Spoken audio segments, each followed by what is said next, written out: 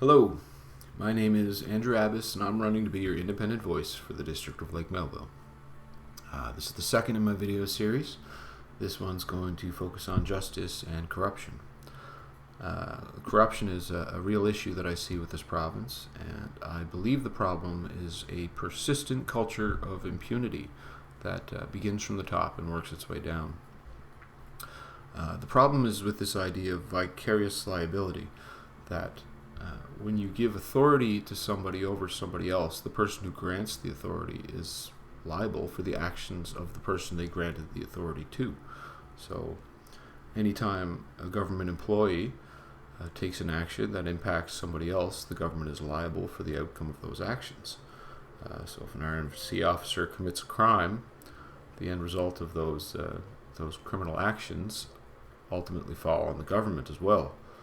Now that's not something that they like to really examine very often, but that's the law of the land. That's the way it actually exists. We apply it to the church. We'd apply it to governments just as well.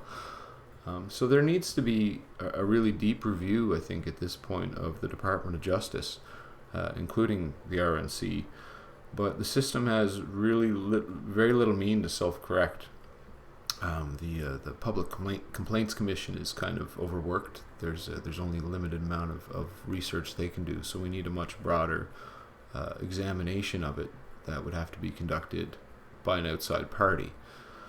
At the same time, we also need to demand greater accountability from our officials. Now, there's multiple ways to do that. I mean, one way would be we could just throw a body cam on everybody and make sure that all interactions of public officials are recorded at all times, and that would really cut down on corruption, because it'd be difficult to slip things past the public if you knew there was a permanent record stored somewhere of everything you'd done and said during the run of a day.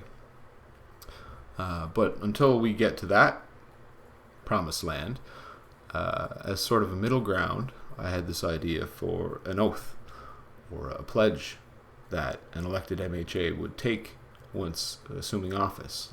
I understand there's two oaths that you have to swear. One is to your oath of office, and another is an oath of allegiance to the Queen, which is, it's questionable in this day and age.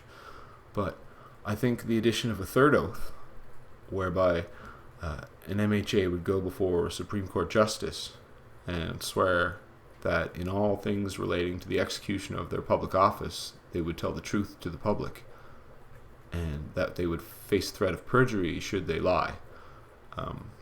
I just think it would put teeth to the idea of political accountability, and could be a way to curb corruption within politics, because people would like to lie to you probably wouldn't want to risk the potential outcome should they ever be caught.